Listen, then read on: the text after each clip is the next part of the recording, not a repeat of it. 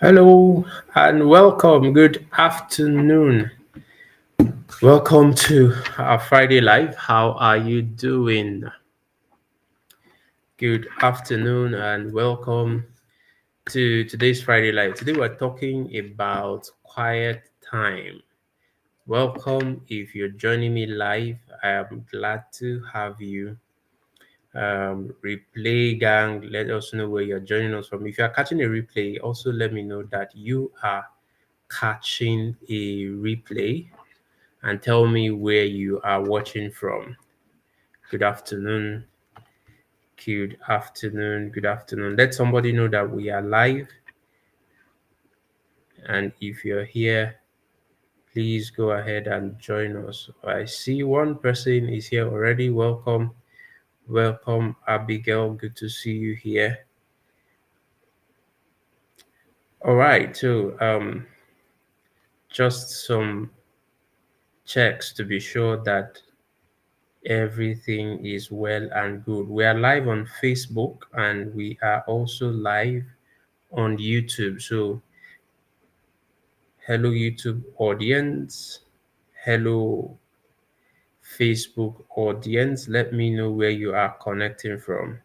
I'm just going to be sure that all my audio is working properly.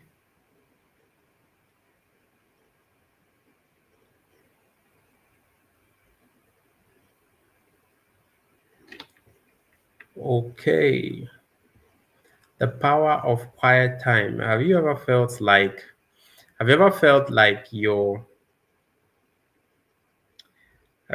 we live in a very noisy world? Like I feel that all the time. There's always something going on. And I was speaking to a group of young people, young adults recently, and I was trying to share with them how that the the amount of noise in our environment is almost very intentionally created. The distraction is intentional. The distraction, the noise, the fact that you are unable to, you know, if you're not very intentional about it, you are unable to get yourself to focus on a single activity per time. There's always something else calling for your attention.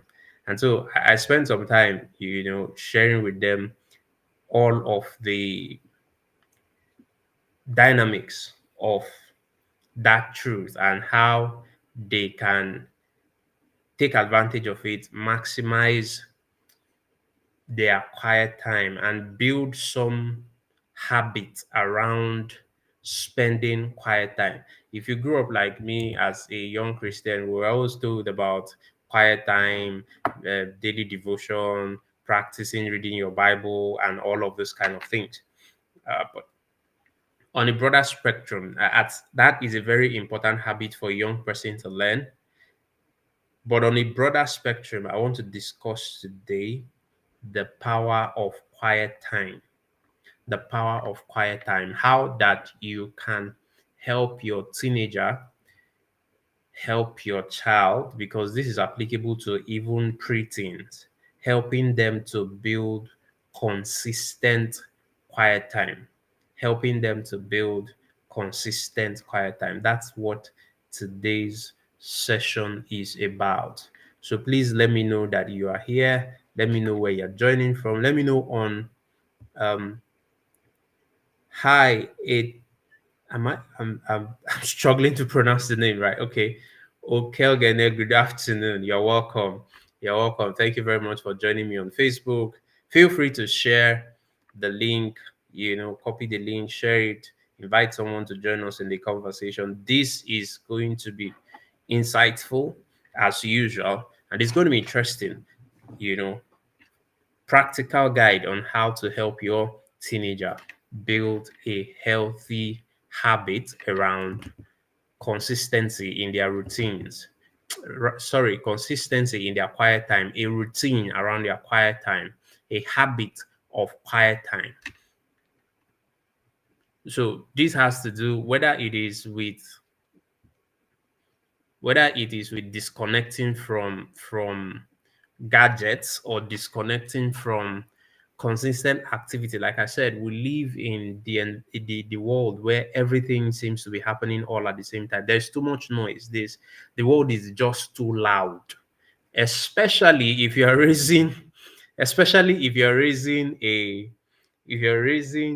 an introvert, if you're raising a child who is not naturally um, energized by noisy environment, okay, they will struggle a lot more if you don't help them build habits of maximizing quiet time, maximizing alone time, maximizing downtime. As I get into the conversation, you're going to see all the various applications of what I'm discussing. So it has applications for even the use of gadgets, like I have been discussing in the past few weeks about helping young people to overcome smartphone addiction, addiction to gadgets, addiction to screens, addiction to social media, scrolling. It has application in that area, but generally, the demands of life, whether it is with school or relationships, life generally, when was the last time you truly, as an adult, sat down in silence? When was the last time you truly had nothing to do? When was the last time that you had an effective quiet time? Whatever you use your quiet time to do. Like I said, some persons will use their quiet time to pray, some will use their quiet time to read, some will use it to study, and all of that. When was the last time you picked up a book and you told yourself, I'm going to finish reading this book? When was the last time you picked up a journal and you told yourself you wanted to start practicing the habit of journaling, and you effectively did it for 1 week, or effectively did it for 2 or 3 weeks, as the case may be? When was the last time you finished reading a book? The new year is coming, and everybody will start creating new year resolutions and setting goals. Oh, this year I'm going to read 12 books, I'm going to read 52 books. All those Instagram and Facebook ads you see that tell you that you can finish reading 52 books in 1 year, and you challenge yourself, this year I'm going to read 52 books and all of that. When was the last time you set a goal like that and you sat down and finished a book? So the practice of quiet time is something that will help your teenager gain consistency in their personal development, in their spiritual development, and in managing every other habit of their life. So when it comes to gadgets and devices, the the ability to get away or refuse to be distracted by constant notifications, constant pings from your phone, or the ability to get away from, as an adult, back to back meetings, the pressure to always be available, the pressure to always be on, the pressure to always respond to everybody's demands and needs as at the time when they need it. All of that pressure can make you drained, can leave you feeling drained, can make you overwhelmed. And so imagine how it affects your young person, how it affects your teenager. Last week I was discussing the issue of the fear of missing out, that anxiety that comes when you feel that you are not connected to what's going on in the now, when you are out of touch. Okay. And so the impact it has on our teens, the impact it has on young people is very, very overwhelming. Young people are growing up in an environment where silence feels like alien, stillness, quietness is alien. My book is titled The Gift of Boredom. Boredom is seen as something that you should avoid rather than something you should actually embrace. And so this conversation today is about helping young people practice quiet time as a habit. Helping young people practice quiet time as a habit. So a lot of persons think that being busy all the time means that you are always productive. But the truth is, activity does not equal productivity. Running around helter skelter, always having something to do, does not amount to productivity. As an adult, you can attest to it. You can attest to waking up in the morning, being busy and active, doing things from 5 a.m., depending on where you live and which city you live. Some of you wake up at 4 And from the moment you wake up, you're active, you're doing something, you're busy. But at the end of the day, ask yourself, what did I achieve today? So it goes without saying, activity does not always result in productivity. Activity does not always result in productivity. You will notice something, despite all that hustle and bustle in your day, a lot of people end up feeling disconnected, end up feeling exhausted and anxious, and worst of all, unproductive. Like you feel like time was wasted. Until you start carving out intentional quiet time, you will not begin to maximize creative thinking, productive thinking, and helping yourself think more clearly. Okay, I speak to you as an adult listening to me, but you can use that to imagine what your teenager will be experiencing. So the idea is to help them begin to practice this habit so that they can improve on their critical thinking skills, improve on their ability to think clearly, help them to reconnect, whether it is to reconnect with themselves, reconnect with their spirituality, reconnect with their faith, and help them feel more balanced and more in charge of their time. There are very few things that are worse than losing control of your own time. You feel like everything is spinning out of control. So quiet time is I'm going to share, why it is important, aside from everything that I'm saying, but I'm going to itemize for you why it is important. I'm going to itemize for you practical guides, strategies on how you can help your teenager build this habit into their daily and of course weekly routines. So one of the benefits of having consistent quiet time is it helps young people improve their creativity and, like I said, clarity. Creativity and clarity. Are you aware that when your brain is when you're in your idle moments, that's when your brain is more active. Your brain is more active during idle moments. Now, I'm not talking about sleep. Okay, I'm not talking about the time when you are fully asleep, because that has another, the neuroscience around sleep is entirely different from what I'm discussing. But when you are awake but not active, idle, if you like, quiet time allows the mind to begin to, be more creative, improves its thinking skills. I was discussing this in the book. Um, I'm trying to remember which of the books now. Either The Gift of Boredom or Overcoming Smartphone Addiction. There are about 5 things that happen to your brain when you are awake and not engaged in too many activities.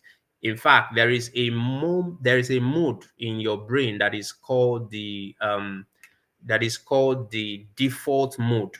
The default mode. I'm trying to pick up the exact name for what that is, but it's like when your brain is in default. Yes, I'm correct. It's default mode. The default mode network of your brain is responsible for our 5 things. One of the things that the default mode of your brain is responsible for is increased connectivity. And what happens then is that mode is responsible for the internal thought processes, things like self reflection, things like being able to be imaginative and creative in your thinking, things like planning. Okay. You're always complaining that your teenager is not able to plan, is not able to coordinate themselves, they are not able to set goals and follow up with their goals because they have not tapped into that part of their brain that helps them improve on those skills. So when the brain enters its default mode, it becomes more active, it becomes more creative when the rest of the body is not always focused on activities, is not focused on doing things, especially when your eyes are not focused on, you know, visual impulses that come from screens and all of those distractions. So that's the first thing that happens in the default mode network for your brain. The second thing that happens is improved creativity and problem solving skills. So during idle moments, the brain can connect ideas that you thought were disconnected. The brain has time to now connect those ideas and come up with creative solutions to those problems because it's not paying attention to external impulse. Now it is forced to go in and begin to make connections on some of those thoughts and ideas.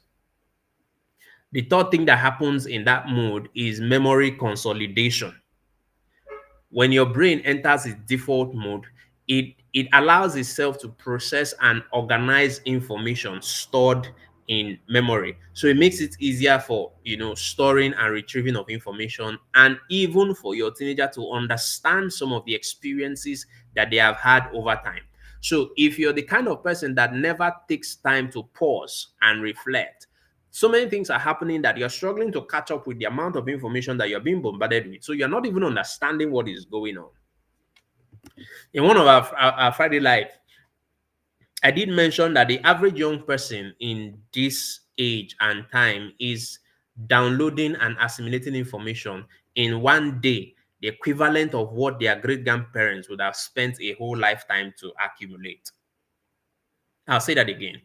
Your teenager in 2024 is consuming information in 24 hours that is the equivalent of the amount of information his or her great grandfather consumed in an entire lifetime just a few generations before.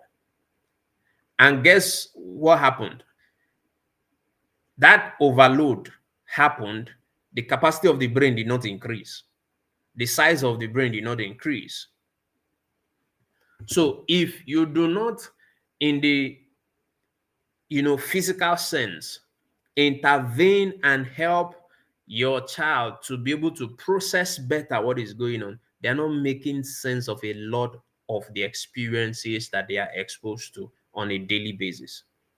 So that's number three. The number four thing that goes on in that state is self-awareness. When your brain, when the brain is allowed time to get into that default and activate the default mode network, it enables introspection. It enables, like I said earlier, reflection. It helps your teenager to better be able to evaluate their emotions, their motivations, and their identity. I'm always talking about identity for young people. They are better able to do that. They are better able to evaluate their choices in that state. So they are not running just one activity after another activity, but they have time to pause and to take stock and to recount those experiences. The fifth thing is emotional regulation. And I've always said that this is one of the biggest struggles that young people have, is the ability to master or even to learn emotional regulation. So I've had series and several complaints about young people acting out of character, lashing out when they are angry, being unable to manage their emotions. But if your teenager learns to step away from active task, active involvement in physical activities, the brain has the chance to process emotions better, to process their experiences better, and then it leads to improved balance in their emotions and being able to, you know, gain better emotional regulation. That's the whole idea. So, but I said that to describe why or what happens when the brain goes into the default mode. There are so many other benefits for practicing quiet time, whether for adults or young people. Mental health benefits, issues like stress, anxiety, the rate of depression amongst teenagers these days has to be a cause for alarm, you know. But quietness, stillness reduces all of those things, reduces stress, reduces anxiety, and of course, all the other associated mental health issues. It is proven, stated fact, that social media contributes a lot to depression amongst teenagers. So if you can get your child to cut down on some of those activities, they will do better. They will improve their mental health. They will improve their emotional health. Benefits of quiet time, spiritual growth. If you grew up in Christian circles or any other religious circle, devotion is a big conversation. But uh, that's one place where a lot of persons are going to also struggle. The ability to consistently practice your devotion, the ability to consistently pay attention to your spiritual growth, the ability to consistently, I use an example of reading books, so you could be reading the Bible. I don't know how many times you have set a goal for yourself to finish one book of the scripture, one book, any book at all. I don't know how many times you have set a goal to do that and you actually did it as an adult. I don't know how many times you have told your teenager to, you know what, see this book, you're going to finish reading it. I was talking to a group of young people and I told them how it was my father who taught me who made me learn how to read. The first time I practiced that, I finished one very big book in 7 days. I finished reading. The title of the book I do not forget is The Pilgrim's Progress. I think it was written by a man called John Bunyan.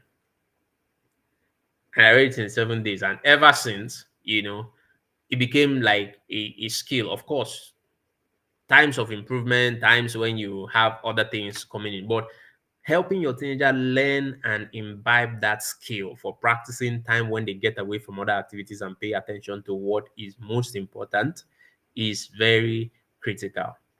So I'm going to talk about a few strategies. I think I have like how many? 12 or 15 of them, as many as we can cover in the time that we have. I'm going to tell you how to help your teenager begin to practice quiet time as a habit, as a routine. The first thing to take note of is that you do not need 5 hours. You don't actually need hours to start. You can start with 10, 15 minutes every day of quiet time. Mornings are great, but sometimes because you are always in a hurry, there's school to go to by 6, by 7 a.m., you have to go to work. If you live in Lagos, I think the dynamics are different for you. You can practice this in the evening, 15 minutes every evening after school when they are back from school, 15 minutes of idle time. It could also be during lunch break. But if you are just starting to practice this, if you're just starting to engage your teenager on this activity, you want to do it when you can provide some sort of supervision. Okay, I'm going to talk about accountability at the end of this part of the discussion. I'm going to talk about accountability, but you want to fix a time when it's easier to not sleep. It's easier to not miss the time. So after school in the evenings or first thing in the morning. I like early mornings. I love my early mornings. Okay. So, but my point is you don't need 1 hour, you don't need two. There are all those our big uncles and aunties who tell us how they spend 6 hours and all of that. You probably don't even have that amount of time. Start with what you have. 10 minutes, 15 minutes every day. Morning, afternoon, or evening. Pick a time. Pick a time. Pick a time. And so it's not today in the morning, tomorrow in the afternoon. No. Pick a time when you are going to practice this so that you can achieve some level of consistency with it. That's the first thing to do. The second thing to do is to find a space for it. So create time, create space for it. Find a spot in your house where they are not going to feel distracted or be distracted. So that it's one thing to be distracted, it's another thing to feel distracted. So this is you don't want to practice quiet time in front of a television screen. You don't want to practice quiet time in front of food. So quiet time is not for kitchen and it's not for some parts of the house. You get what I mean? So pick a spot in the home where they're not going to be distracted, where they're going to be away from screens, away from gadgets.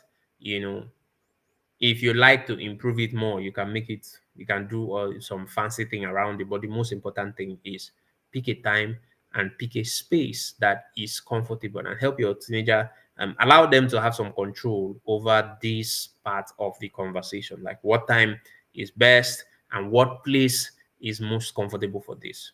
All right.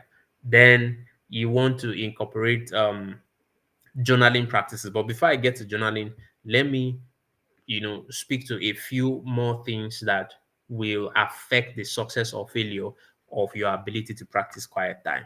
So I've talked about picking time, picking a space. Get prepared. Prepare yourself for help your teenager prepare for that time. This could mean, I've mentioned time and space, but it also means getting the tools that you need to do your quiet time. The tools could be, what are you going to do during your quiet time? Are you going to read? Are you going to listen to a podcast? Are you going to listen to a message? Are you going to read a book? Are you going to read one chapter of this book? So here's what I do. I have a book that is 10 chapters, 12 chapters, and I want to read. So I tell myself, if I sit down, every time I sit down, I want to do at least 2 chapters. Okay. So if the book has 14 chapters, I know I'll finish it in 1 week. That's it. So if you're just starting, you might not want to stretch yourself that much. Sometimes I tell myself I want to do just 10 pages every time I sit down to read. So if your quiet time is about 15 minutes, in 15 minutes, depending on the size of the book, you can do 10 pages of the book in 15 minutes. If you are listening to a podcast or something, averagely that's about it. Okay. What else can you do with maybe you are journaling, all right? So you want to allocate time to do that. But preparing yourself for that time is very, very important to the success of it. So if you know what you are doing in that time, help them get what they need. So if you're going to read your Bible, for instance, you have to have it put in that particular spot where you have chosen. If you want to finish reading a book, you have to have that book placed there. And as you're reading books, maybe you want to have your marker, you want to have a notepad where you're writing down things you're learning, or if you're listening to a podcast, using that time to listen to a podcast, you want to have a jotter where you're jotting down important things that you're learning from the podcast. Or you want to do journaling, so you want to have your journal there, you want to have a pen, you want to have all of these things put together in one space. This is how you build a habit. This is how you build a habit, especially if it is new for your teenager. Start small, put your things in order, stay committed to it. Number 4 is have a plan. Have a plan. A plan of, I think I've mentioned this as I explained the first 3 points, but a plan of what to read, the length of what you're going to read, or what to listen to, what's the length of what you're listening to. If your quiet time is 15 to 30 minutes and you're listening to an audio that is about 45 minutes, then you know you need to adjust your plan. So are we going to listen to this over a period of 2 days, or are we going to expand the time for today and things like that? So have a plan. Have a plan. If you are reading the Bible, you also can have a Bible reading plan. Say, I want to do 2 chapters in the morning or 2 chapters a day and things like that. Generally have a plan. Then I said something about picking time and making sure that that time is consistent. So number 4 is establish consistency, establish a routine. It's more important that you do 15 minutes every day than you do 2 hours only on Friday. Let me say that again. It's more important for you that you do 15 minutes every day for 7 days. It's more productive than doing 2 hours only on Friday. I might not get into the details, but if you have not practiced it, you will not realize that 15 minutes every day is more beneficial to your teenager than 5 hours on Friday, until you begin to practice it, because there is something about consistency on a daily basis. There's something about it. It helps to build so many other different areas of your child's life. So many other different areas of your child's life. And this is the point where I'm going to talk about finding an accountability partner, setting up accountability for this process. Now, help your child find their accountability partner. Now, you are going to be a guide. As a parent, you're probably also providing accountability, but this is about helping them gain ownership of this thing. So, who are you going to ask to hold you accountable? It could be a friend, it could be their sibling, stuff like that. But help them find someone. It may be also someone who wants to grow in their consistency. So I like to set up challenges for teenagers. All right. So you set up this challenge for them, and they have someone who's holding them accountable, and they have someone who they are doing quiet time, maybe not together, but if they can do it together, that's fine. For siblings who live in the same home and they do it in the morning, that's also fine. But maybe you have a friend who lives across the street and you guys pick a time and they're doing that thing at that time. So when they meet, maybe during the weekends or something, they can go over what they have done during the week. It keeps each person, you know, running towards a goal and moving forward to achieving that goal. Running towards a goal and moving forward to achieving that goal. So as you walk this into the schedule of your team, you're going to see why it is more important to do shorter periods of time on a daily basis than just leaving it for, one big chunk somewhere else down the line. Incorporate journaling. I've talked about journaling and reflection. In the academy, we have journals that we give out to our teenagers to use. So the journals have things already for you to do in your journal. So you want to do your journaling activity for us in the academy doesn't take 15 minutes. There are things for you to do. There's something for you to write. There's something for you to reflect upon. There's something for you to read also. But use your quiet time, help your teenager to use that quiet time to write down their thoughts. Some choose to write down their prayers. Some simply just let their mind flow on paper. Just write what comes to your mind. Journaling can help your teenager produce awesome levels of clarity on whatever they find very, very important for them. Okay. Be consistent. I cannot overemphasize the part of being consistent. Consistency is key to the success of your quiet time. And here is something very important I'm going to drop into this part of the conversation is allow your teenager to start over as many times as it takes them before this whole thing kicks in. So if you start today, if you have never practiced the consistency thing for a while or you left it for a while, if you start today, you're probably going to sleep back on the second or the third day. Allow your child to sleep back and start over as many times as they need to. This is not about perfection, it's about improvement. So they do 1 2 3 because there's something that happens with trying to build consistency, especially on the subject of finding time for meditation, for quiet time, and all of those things surrounding.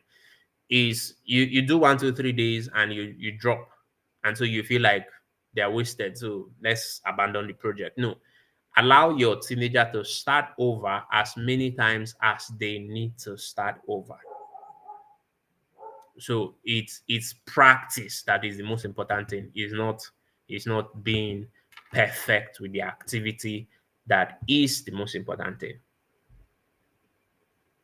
So if you have any, let me take a look at my comment section. All right. So thank you very much, Becky. Thank you, Amarachi. Good afternoon. Welcome. Thank you for joining us. I think I'm only seeing the Facebook comment section. I don't know how many persons are joining us on YouTube, but we are also live on YouTube. So tell me what your experience, what your own quiet time experience looks like. What happens during your quiet time? Do you have a routine around your quiet time, or is this something you are planning to start up on? Drop a comment. Okay. In helping teenagers build this particular habit, that's why we created the 30 days creativity challenge.